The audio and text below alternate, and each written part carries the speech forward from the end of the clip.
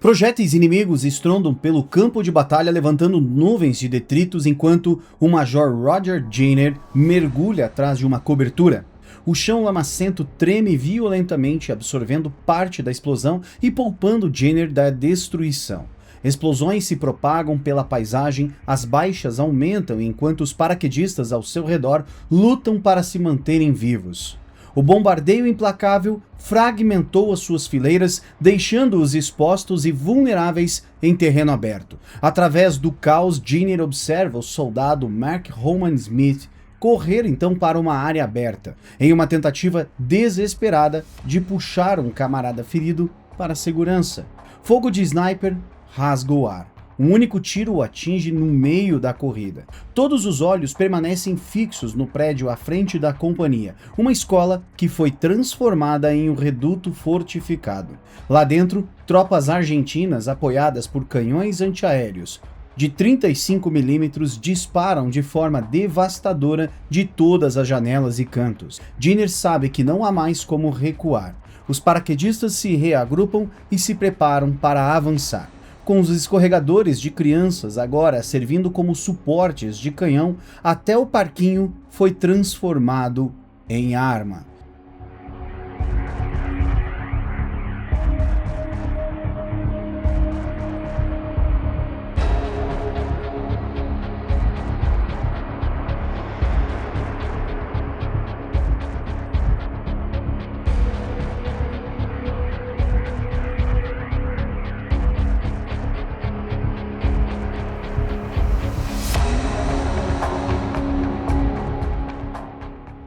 Apenas uma semana antes, em 21 de maio de 1982, tropas britânicas haviam desembarcado nas águas de San Carlos, na ilha Falkland Oriental, ou Malvina Oriental, com uma missão muito clara: recapturar a colônia das forças argentinas determinadas a tomar as ilhas e reivindicar soberania do controle europeu. O moral estava alto enquanto os navios partiam para a América do Sul. Muitos soldados viam a operação como uma campanha direta, antecipando uma vitória rápida e um retorno triunfante para casa. No entanto, essas expectativas foram rapidamente destruídas no momento em que pisaram nas Falklands.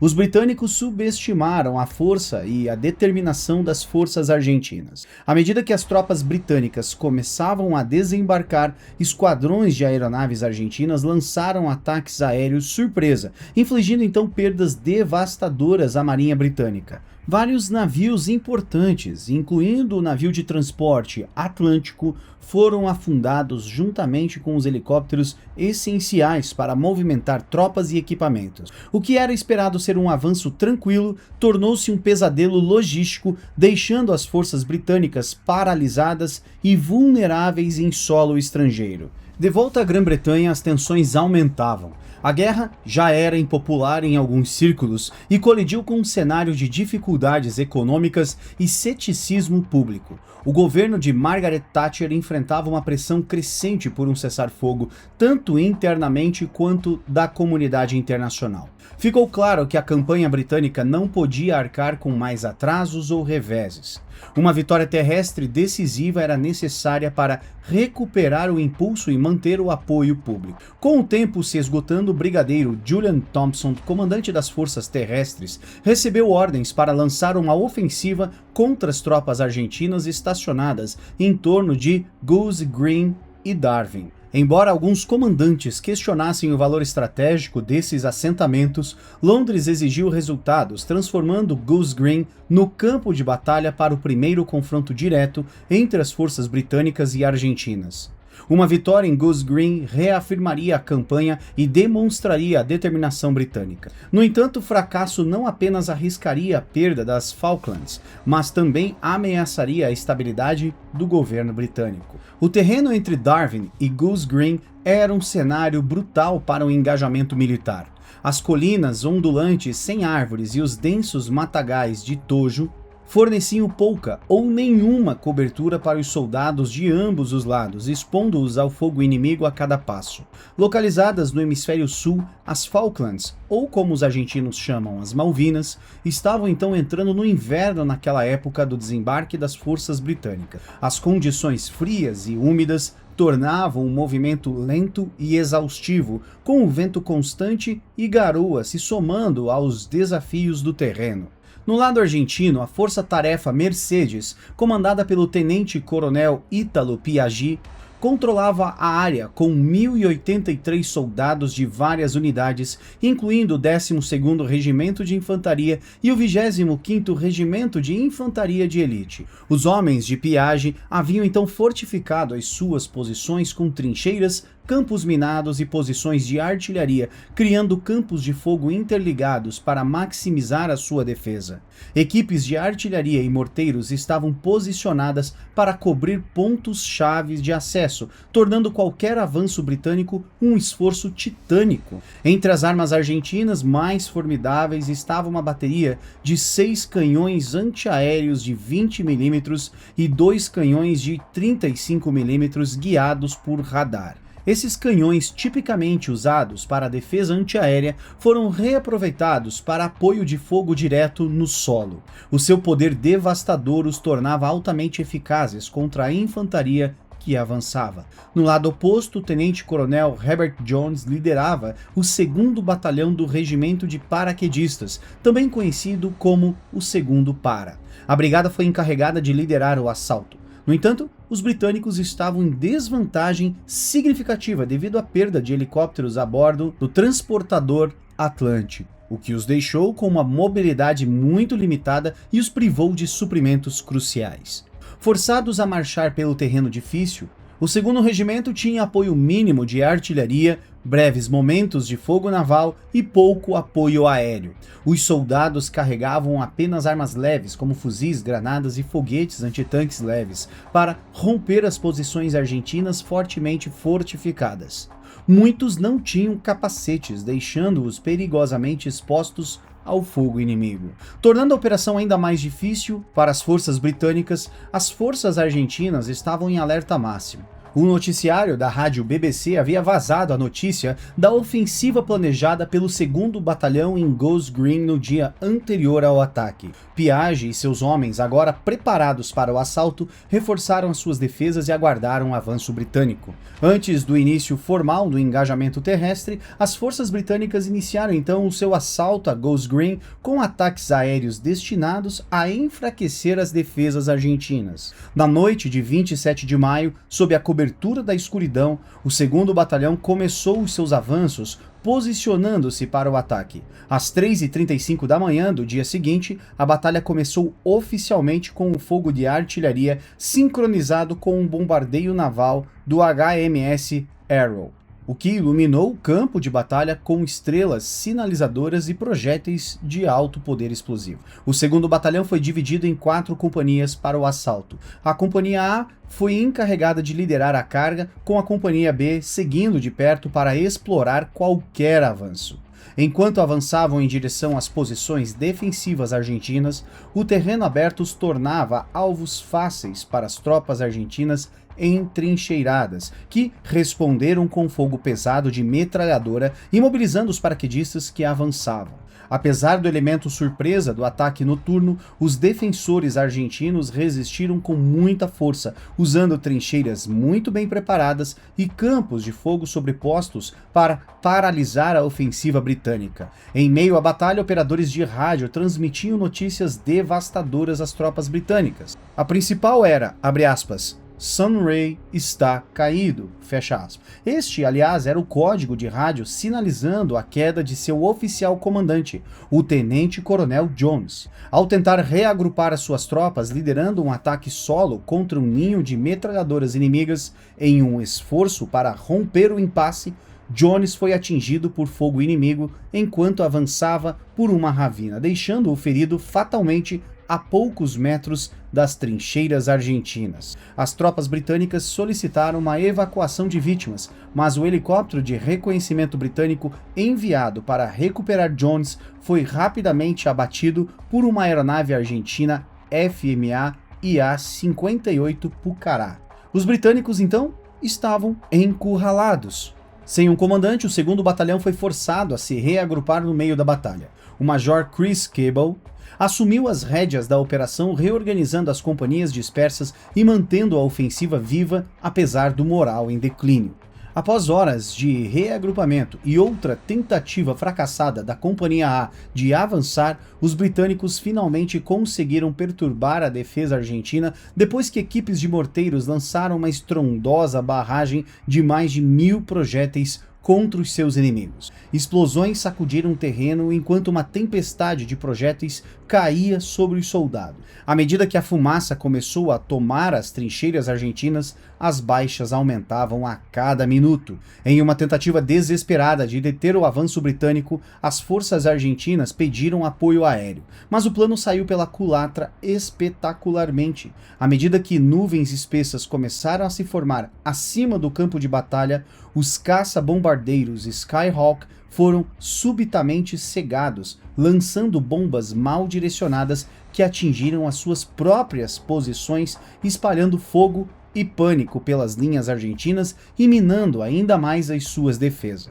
Ao meio-dia, os britânicos se reagruparam, prontos para invadir a Ponte Darwin. A Companhia A então avançou suas botas, revolvendo as encostas enlameadas, com tiros rasgando o cume, enquanto os soldados britânicos rastejavam para se cobrir. Após 6 horas de combate feroz e a curta distância, a Companhia A limpou a extremidade leste do cume, abrindo o caminho para Goose Green. Enquanto isso, a Companhia A lançou um ataque determinado a Boca Hill. Com adrenalina em alto, os soldados ergueram mísseis antitanque Milan em seus ombros, mirando através da névoa. Os mísseis riscaram o ar antes de atingirem em cheio as defesas argentinas, detonando clarões cegantes que despedaçaram os bunkers. As linhas argentinas se estilhaçaram sob o impacto, deixando uma estrada aberta para os britânicos tomarem o controle da colina.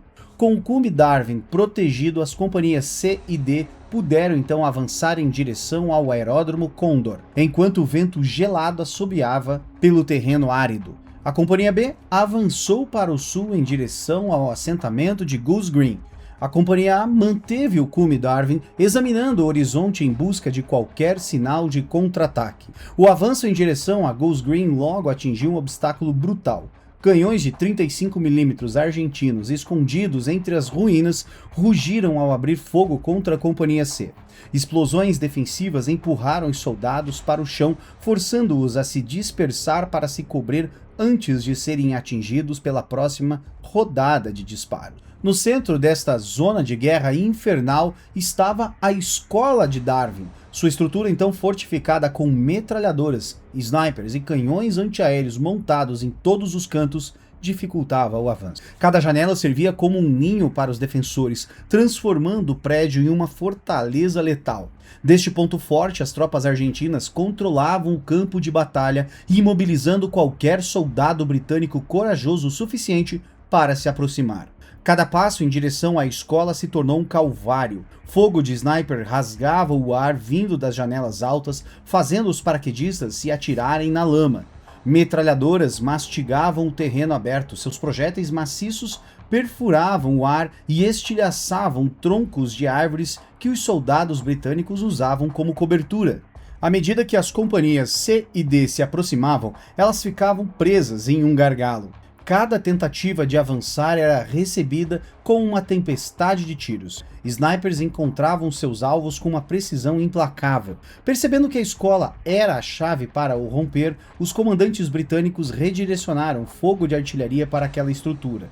Projéteis de 105 mm e mísseis antitanque Milan voaram sobre o campo aberto, encontrando seu caminho através das linhas inimigas e rompendo as paredes da escola em uma barragem coordenada. O cabo John Geddes descreveu o caos mais tarde, abre aspas, todos concentraram o seu fogo no andar de cima, então ficamos sob fogo horrendo e eu apenas gritei, vamos lá! Fecha aspas. A escola gemia sob o bombardeio implacável, tijolos se estilhaçavam, janelas explodiam para fora e fumaça preta e densa enchia o prédio. Não demorou muito para que a escola, agora envolta em chamas, desmoronasse, forçando os defensores argentinos a abandonar o reduto. Este seria o começo do fim para a resistência deles. À medida que a resistência argentina desmoronava, os defensores em Goose Green se viam cada vez mais isolados. Tentativas de reforçar as suas linhas com tropas levadas por helicóptero eram interrompidas pelo fogo de artilharia britânica, dispersando as unidades que chegavam antes que pudessem solidificar as suas posições. Enquanto isso, a Companhia B avançava implacavelmente,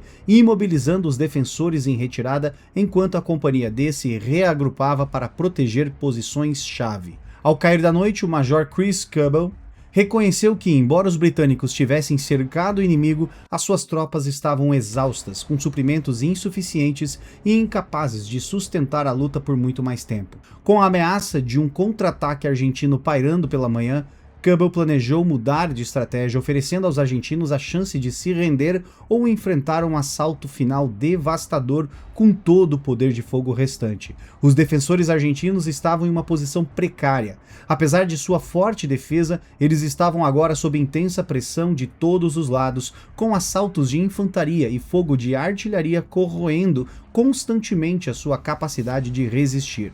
Reforços estavam fora de alcance e seus sistemas de radar prejudicados pelo terreno acidentado. Só conseguiam detectar os Harriers britânicos que chegavam segundos antes do impacto, forçando soldados exaustos a manter turnos contínuos sem descanso. Na manhã de 29 de maio, o moral nas fileiras argentinas havia entrado em colapso. Diante da inevitabilidade da derrota, o comandante Piaggi concordou com o cessar-fogo, marcando o fim da resistência em Goose Green. Suas tropas desarmadas, totalizando quase 1000 prisioneiros de guerra, foram levadas sob custódia britânica. Enquanto a poeira baixava sobre o campo de batalha em Goose Green, os britânicos reivindicaram a vitória no primeiro engajamento terrestre da Guerra das Malvinas. Embora a região não fosse estrategicamente essencial para a campanha geral, o triunfo carregou um significado simbólico, injetando o impulso tão necessário nas forças britânicas e galvanizando o moral tanto na linha de frente quanto em casa. Um dos homens do 2º Batalhão avistou uma bandeira da União hasteada fora de um prédio.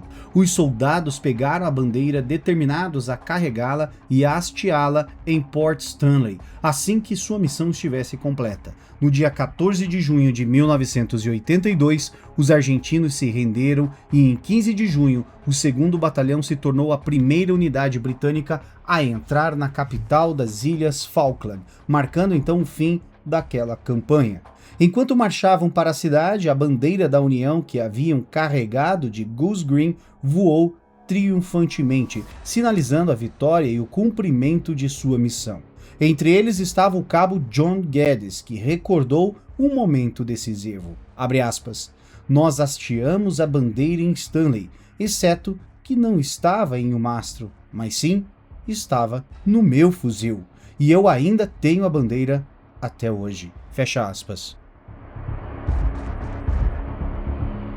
Você já pensou em aproveitar conteúdos como este que você acabou de assistir de uma maneira mais exclusiva, de uma maneira fechada, de uma maneira em que você possa participar e até sugerir os próximos temas? Este é o Clube do Almanac. Fica aqui o meu convite para que você conheça este benefício que é dedicado exclusivo a você, seguidor do Almanac Militar. Fica aqui o meu muito obrigado por sua audiência, um grande abraço e até a próxima.